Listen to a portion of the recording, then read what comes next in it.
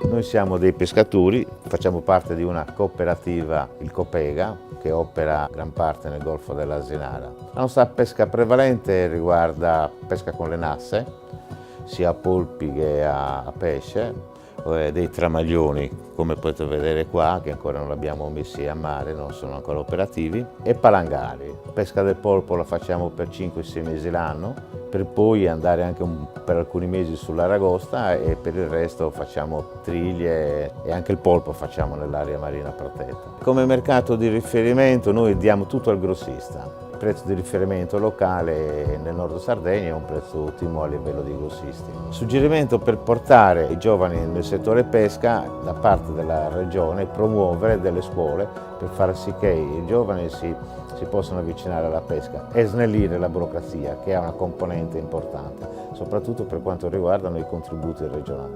Noi siamo un'azienda storica da circa 70 anni su questo settore, tutto è iniziato da mio nonno che era un pescatore, poi mio padre che è diventato un commerciante. La nostra commercializzazione praticamente è disposta a carattere regionale su quasi tutti i punti vendita della Sardegna e in più abbiamo una commercializzazione sia nazionale che anche internazionale, con esportazioni sia in Francia che in Spagna.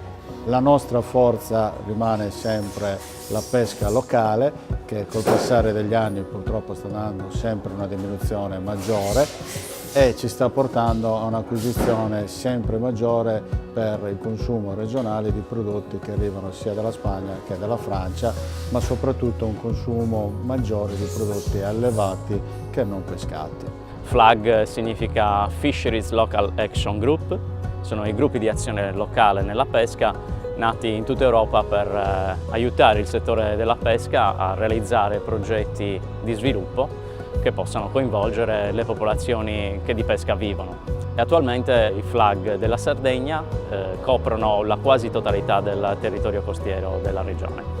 Il FLAG è un'aggregazione di soggetti pubblici e privati. Nasce per creare opportunità attraverso l'utilizzo di risorse europee, risorse nazionali, locali e fondi privati. Il principale mandato è quindi quello di supportare gli operatori attraverso numerose azioni di coinvolgimento, di comunicazione, ma anche attraverso finanziamenti veri e propri che possono aiutare appunto la singola impresa o una collettività di imprese aggregate a realizzare una particolare attività.